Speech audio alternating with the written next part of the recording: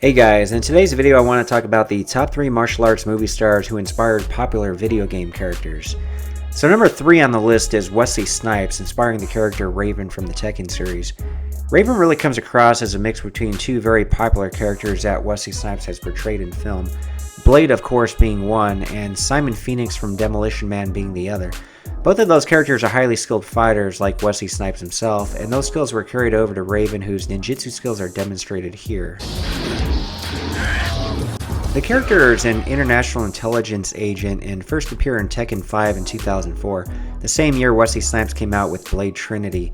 Now, they did make a Tekken movie in 2010, but I'm not sure if Wesley Snipes' name ever came up in the discussion as far as casting went, but I'm pretty sure he probably wouldn't have been that interested in it, as Raven was not the main character in the film.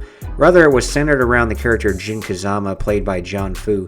In addition to that, video game film adaptations usually get a bad rap, though Wesley Snipes was making straight-to-video films at the time, so it may not have been quite as big of a turnoff.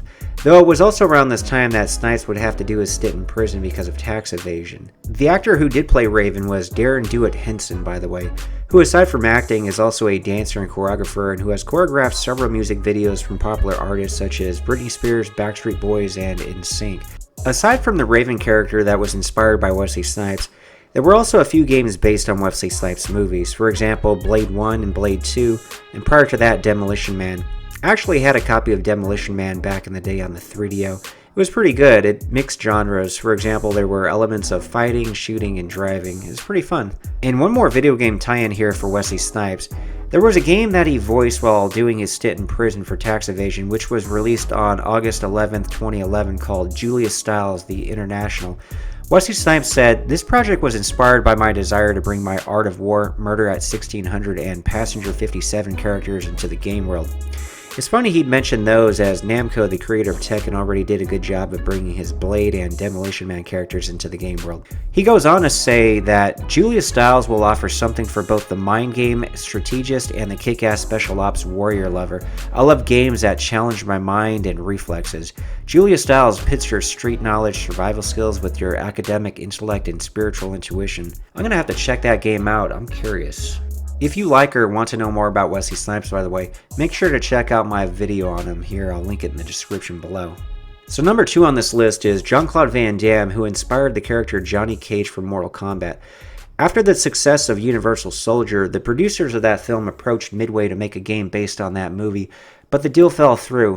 However, Midway really wanted to work with Jean-Claude Van Damme, specifically John Tobias at Midway. He pitched an idea to his boss at the time, Ed Boon. He wanted to do something more akin to Van Damme's film Bloodsport. With the popularity of Street Fighter II, John was wanting to create a fighting game that was darker and grittier, something he called the quote bad boy version of Street Fighter, and at one point even wanted the game to be called Van Damme, believing that the name recognition would draw fans. Look, it's the name, man. I for one would have certainly played it. However, instead of building a game around the muscles from Brussels, Midway ended up creating Mortal Kombat and did the next best thing, put Van Damme's likeness in the game with the character Johnny Cage, who just so happens to share the same initials, JC. The character was a narcissistic action star whom other characters questioned whether he was even a legitimate martial artist, much the same way some people did with Van Damme. Like, you guys go back to the martial arts world before you were movie stars, right? I mean, he was like a champion somewhere, and right, I mean, you... I think that that's a matter of opinion, that he was a champion anywhere. You know.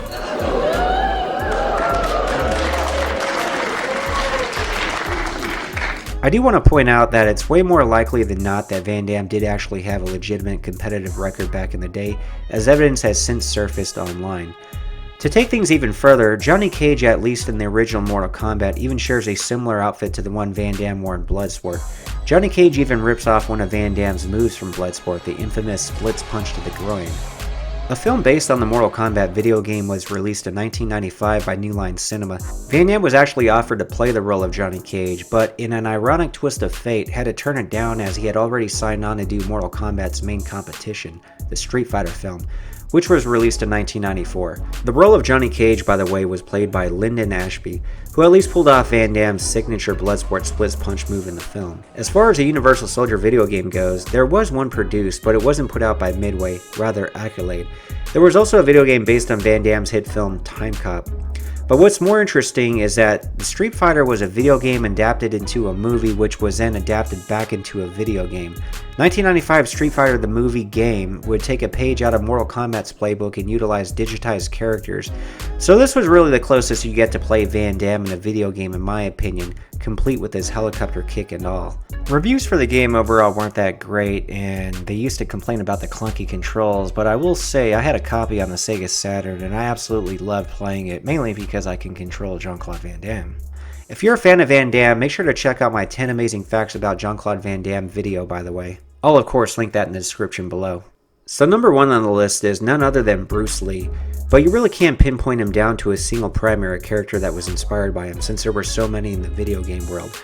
For example, you had Liu Kang in Mortal Kombat, Kim Dragon in World Heroes, Martial Law in Tekken, Jan Lee in the Dead or Alive series, who just so happens to be a master of the martial art Bruce Lee created, Jeet Kune Do, and is nicknamed the Dragon. Nothing subtle about that. But probably the most popular character, aside from Liu Kang in Mortal Kombat, would be Fei Long in Street Fighter. The character made his first appearance in Super Street Fighter 2 and was one of the 4 new characters introduced in that popular series. The character is depicted as an action film star from Hong Kong who enters the World Warrior Tournament to test his skills as a martial artist. The English localization of the original arcade game even pays tribute to Bruce Lee by having Fei Long state, "There could never be another legend like the Great One and his son," which of course also references the late Brandon Lee. Make sure to check out my video on Brandon Lee, linked in the description below. So Capcom did some pretty neat stuff as far as the alternate costumes for Fei Long in Street Fighter 4. One of the alternate costumes is the iconic yellow one from the Game of Death film. You can also use Kato costume from the TV series The Green Hornet. The Fei Long character also shares the popular kung fu noises Bruce Lee is known to make while fighting. There's also a pretty cool homage to Bruce Lee's famous 1-inch punch. So aside from portrayals of Bruce Lee in many popular fighting games, there were some actual video games where you actually got to play as the man himself, such as Dragon the Bruce Lee Story, which was adapted from the movie of the same name, which was the biographical film of the martial arts legend. The actor portraying Bruce Lee in that film was Jason Scott Lee, though it was actually offered to Bruce Lee's son, Brandon Lee. However, he thought it would be too weird to portray the romantic element between his parents in the film. I actually had a copy of that game on the Atari Jaguar, which was supposed to be 64-bit, but the game looked just like its 16-bit counterparts on the Genesis and Super Nintendo, so it's kind of disappointing. If you haven't realized by now, I was the guy, or rather the kid, who had all the unpopular systems. The 3DO, which I had Demolition Man on, the Sega Saturn for Street Fighter the movie, the game, and then of course the Atari Jaguar, which I don't know who else had that, but I was sold on the 64-bit. And there's some controversy on whether that system's actually 64-bit or not. I wonder what Steven Seagal thinks about that claim. I think that that's a matter of opinion. Yeah, I'm not really buying it either. There was also another Bruce Lee game called Bruce Lee Quest of the Dragon, but that game got some pretty bad reviews overall. Probably the most fun you'd have playing Bruce Lee would be in the UFC titles, as he would be featured as a special unlockable character. Here's his image in the latest iteration of the game, UFC 4. Anyway, thanks for watching, guys. Let me know in the comments section if there's any other martial arts star that has been portrayed in video games, and if not, who you'd like to see.